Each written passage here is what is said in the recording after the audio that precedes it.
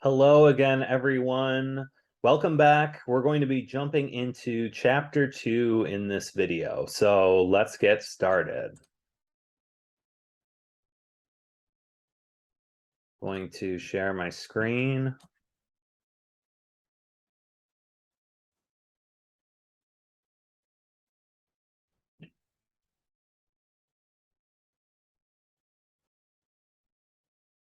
Okay, so chapter 2 focuses on communication, research, and inquiry. One of the first things that I want everyone to think about is all the different fields and majors that we have here at OCC. There's a lot of them.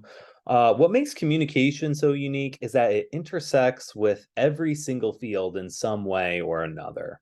Whether you're interested in mass communication all the way over to nursing, there's some connection to communication. And one of the biggest things that make up communication research is a theory. We know from all our classes before that a theory is a unified, coherent, and organized set of explanations, concepts, and principles describing some aspect of the world. I'm sure that you have some theories about the world that we live in and how it works. And some good ways to think about theories are as a net, a lens, or even a map. Thinking of a fisherman with a net, he throws his net into the water and he catches some fish, but not every single fish out there in the ocean. We can predict people's behavior, but there's always going to be outliers on one end or the other. Even though we cast a net, we're not going to be able to count for every single fish in the ocean.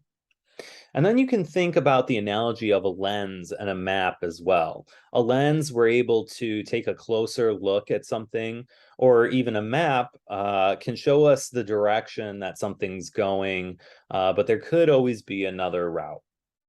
Take a moment and think about what you would like to study in regards to communication. Is there anything that interests you, ranging all the way from maybe how people post on social media and utilize Instagram or TikTok, all the way to thinking about people and their relationships with one another? That's going to be one of the discussion questions this week. So be thinking about that. What would you like to study, and how would you like to go about studying it? We have three philosophical questions that we are going to talk about: ontology, epistemology, and axiology. Ontology, it questions the nature of reality and what is knowable. A good way of thinking about ontology is with that concept of love. I talked about this briefly in chapter 1. It's this abstract concept. How do we know when we have experienced love? And there can be a lot of different types of love. I could love a hamburger, I could love my partner, I could love my dog. All these things are very different. Whenever you think about it, we have to question, how do we know what we know? And the way that we do that is by setting up clear definitions of what we're looking at. With communication research, you could say that we're looking at interpersonal relationships between two people. And we can say that we're looking at relational love. How do we measure that becomes the big question in regards to how we're going to be examining this type of research. How do we know what we know, and what are we really looking at? And then that's when the epistemology comes in. We question, what's the best way to create and expand knowledge? If we're going with this love analogy, we said that we're going to be looking at like interpersonal relationships and love. Maybe we're looking at couples and we're measuring love by the times that people are interacting with each other and actually physically touching the other person. We can say maybe love is measured by the number of times that we physically touch somebody, or maybe that we're doing some type of experiment and we're going to be able to look at people's brain waves. Epistemology, you can think of that in terms of what methodology is someone going about with their research study, and is it the best way to create and expand knowledge? The last one, axiology, that's going to be looking towards values and research and theory building.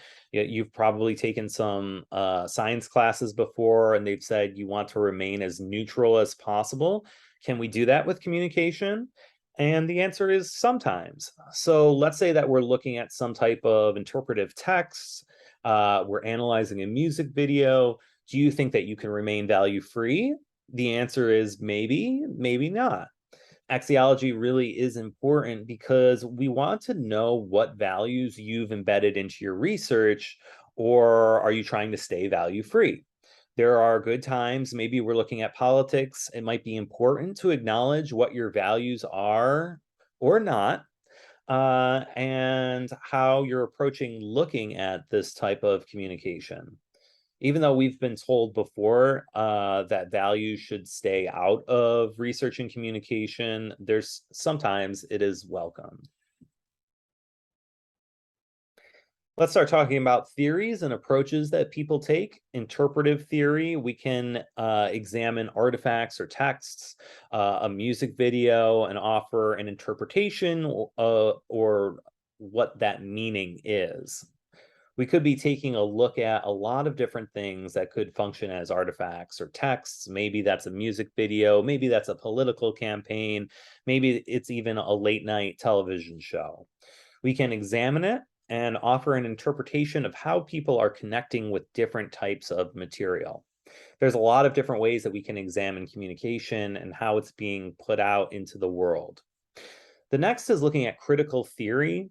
This challenges existing ways of organizing the social world and the people and institutions exercising power in it. What this theory examines is that of inequality and oppression. There's a lot of different ways, a lot of different things that we could look at and consider how people are being portrayed, and also looking at different structures. A good example of this might be looking at a television show, looking at what people are being represented in the show and how they're being represented. Maybe that could be, you could take a show like Jersey Shore and looking at how Italians are portrayed with the GTL and the partying, all the way over to maybe another type of show like The Bachelor, and seeing who is being represented and in what way, and who's making it all the way to the end. Lots of things that you could do with critical theory and thinking about inequality and oppression and how they manifest in communication. Some of the other things I want to talk about in here is how you could approach a study. You could do qualitative, you are utilizing themes, you're not necessarily like collecting numbers. It could be a story and how you analyze it. Quantitative, you're utilizing numbers to explain the results. It's going to be dealing with numbers. So going back to qualitative, a good way of thinking about it is maybe interviews or even focus groups. You're getting people's experiences and noting those as part of your research. Where quantitative, you're getting people's experiences, but you're putting it into numbers. So think of like surveys. And then you can have like a mixed method or triangulation, as they sometimes call it, where you're mixing the two together. So maybe you're interviewing people, but also giving those same individuals a survey.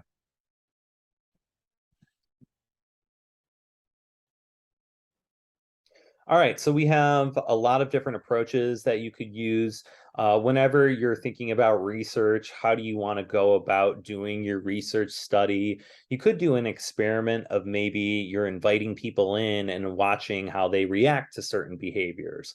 Then you can be giving them a survey. You could do a textual analysis where you're offering your interpretation of something like a music video, a content analysis. So maybe you're looking at something, maybe a TV show, and counting the number of times something happens. You could do an ethnography. An ethnography is where you immerse yourself within a culture and then write about your experience. Maybe for me, it would be like joining a sports team, like the OCC lacrosse team, and then writing about my experiences on the lacrosse team as an outsider who's working with them so I can get firsthand knowledge. And then again, a mixed method or triangulation. What that means is that you're mixing different types of methods together to come up with some type of result. So there's a lot of different ways that you can approach research.